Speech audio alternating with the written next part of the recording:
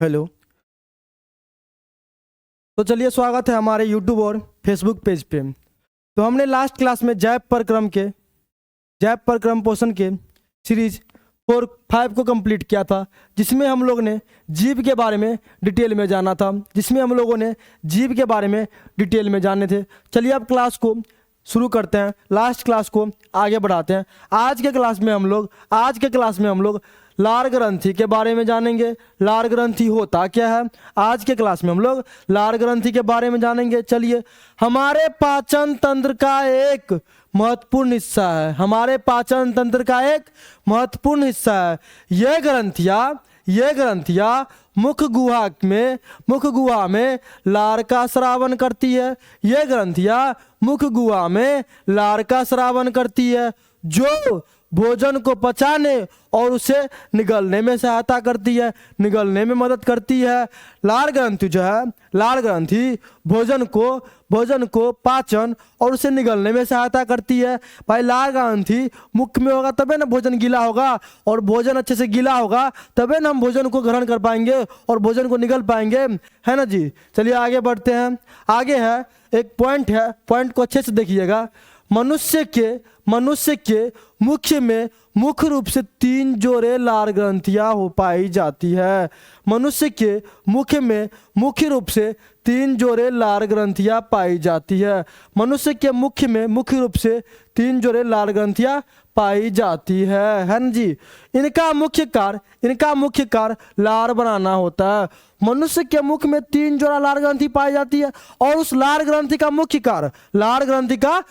कार्य लार बनाना होता है, जिसमें जल, म्यूकस, एंजाइम और इलेक्ट्रोलाइट्स होते हैं।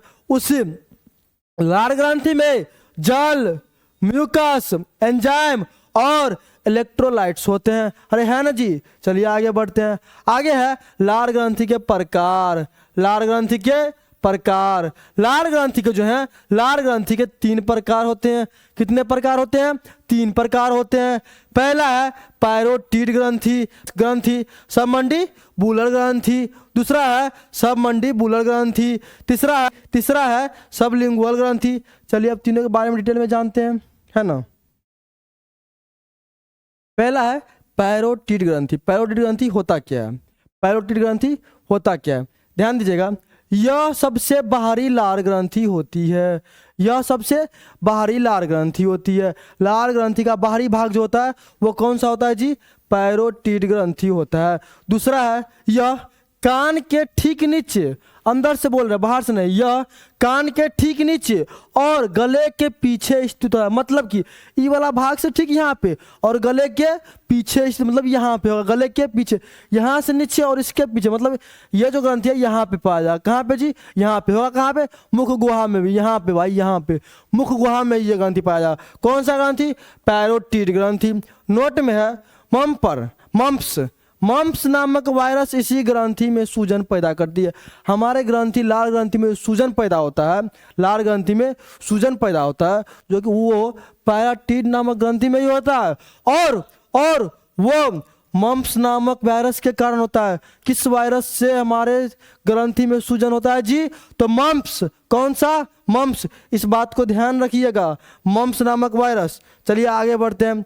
अगला है मेरे पास सबमंडुलिबल ग्रंथि। इस ग्रंथि में है, यह निचले जबड़े के नीचे स्थित होती है। कुल लार का लगभग 60 से 70% हिस्सा इसी ग्रंथि से आता है। मतलब लार में 100% ग्रंथि में 60 से 70% ग्रंथि वाला भाग जो है, लार का भाग, वो यही देता है। अरे समझे। चलिए आगे बढ़ते हैं। लास्ट का है सबलिंगुअल ग्रंथि। चलिए इसके बारे में जानते हैं, सबलिंगुअल ग्रंथि के बारे में।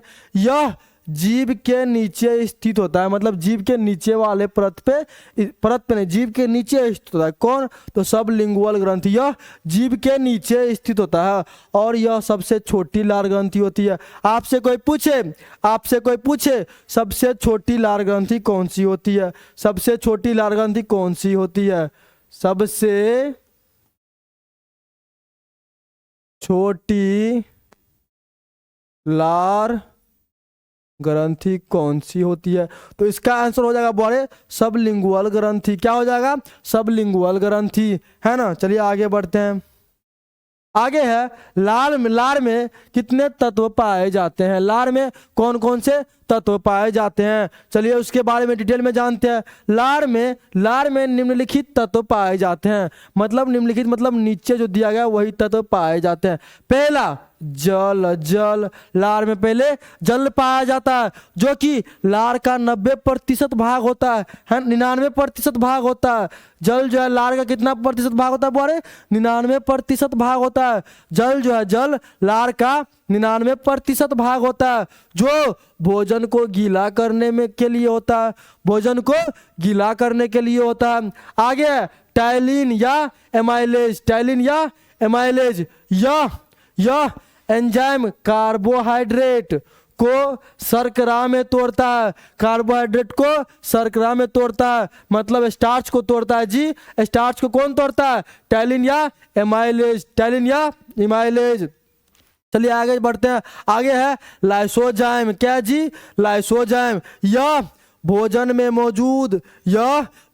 मौजूद हानिकारक बैक्टीरिया को मारता है और म्यूकस भोजन को चिकना और निगलने योग्य बनाता है। कौन जी? म्यूकस। यहाँ से अगला पॉइंट हो जाएगा म्यूकस जो है भोजन को चिकना और निगलने में सहायता करता है। इसमें मुख्य कार्य जल का हो गया। क्या हो गया जी? जल का। और बोले म्यूकस, कौन सा? म्यूकस। चलिए आगे बढ़ते हैं, है ना। आगे है लार ग्रंथि के मुख्य कार्य। लार ग्रंथि के मुख्य कार्य क्या होते हैं? तो पाचन में सहायता करता है। क्या होते हैं जी? लार ग्रंथि पाचन में सहायता करता है। आगे भोजन को चिकना बनाना, जिससे हम अच्छे से निगल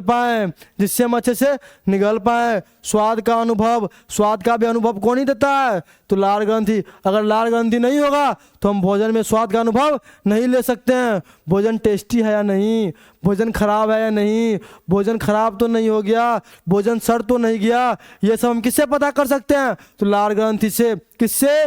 लार ग्रंथि से। आगे दांतों की सुरक्षा। क्या है जी? दांतों की सुरक्षा भी कौन करता है? तो लार ग्रंथि। कौन करता है? लार ग्रंथि। चलिए आगे बढ़ते हैं। एक विशेष बात है, ध्यान दीजिएगा लार ग्रंथि के बारे में। लार ग्रंथि के बारे में एक विशेष तथ्य है।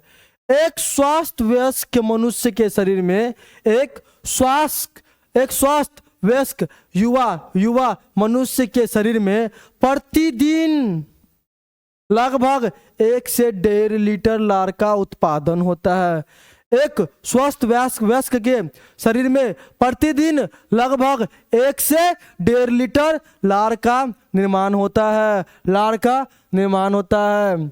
समझे? आज के क्लास में हम लोग लार ग्रंथि के बारे में पूरे डिटेल में चर्चा किए, जो कि आपको नीट लेवल तक काम आएगा, और है ना। तो चलिए आज के क्लास को हम यहीं पे समाप्त करते हैं। मिलते हैं कल नए क्लास में। तब तक के लिए जय हिंद।